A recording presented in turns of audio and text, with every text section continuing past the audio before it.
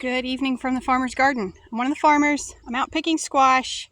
I don't know how well this will show up on camera, but this is a very slightly unusual squash, and it made me want to talk about something. I don't know how well this color is showing up, but right in there, it kind of turns green at the tip of the squash, and you can see it's a little bit striped, and overall it's a bit of a funky shape. A lot of times when people find a squash that's a little bit weird like this, their first assumption is that their squash cross-pollinated with something. And they'll say, oh, some of my squash aren't very good this year. They're cross-pollinating. Cross-pollination is a thing. Cross-pollination is how we come up with new and different plant and vegetable varieties. As long as both plants are within the same species, so both squashes, the pollen can go from one to the other. But this is where the confusion lies. This squash is just an odd squash. This is not a cross-pollinated squash. Let me tell you how I know this. We're going to talk about cows for a second. First of all, because that's my major, so that's where my mind goes. That's what my degree is in. And then second, because more people around here, around small agriculture, understand cow genetics better than they do plant breeding. So let me tell you why this is not cross-pollination.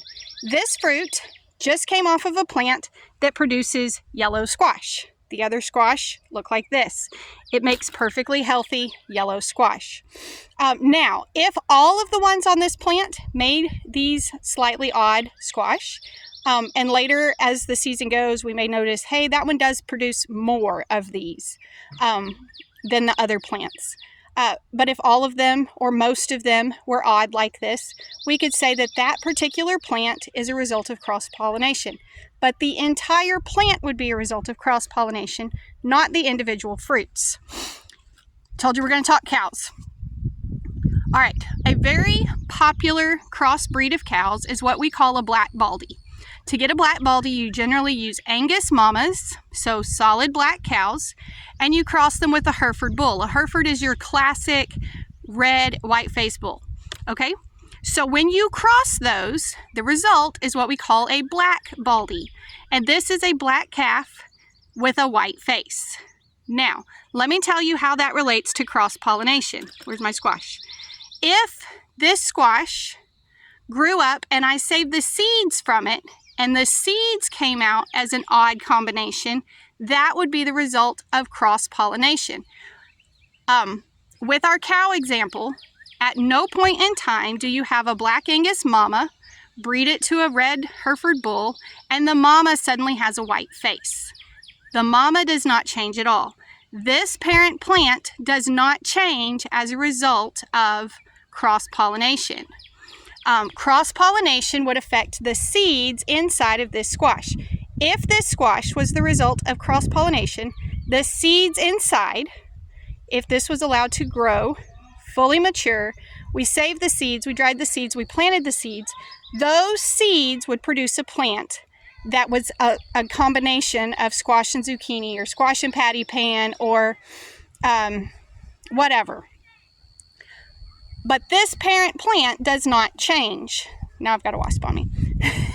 This plant is not going to change. So when you get an odd squash and maybe it's got a weird color stripe or it's just an odd shape, that is not the result of cross-pollination. That is the result of just kind of a fluke.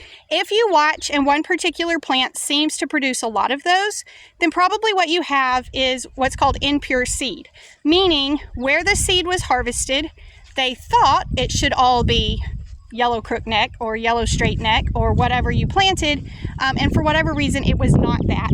And so there's a cross-pollinated plant in there that is a mix of a couple of different varieties, and that is resulting in your odd combination looking squashes.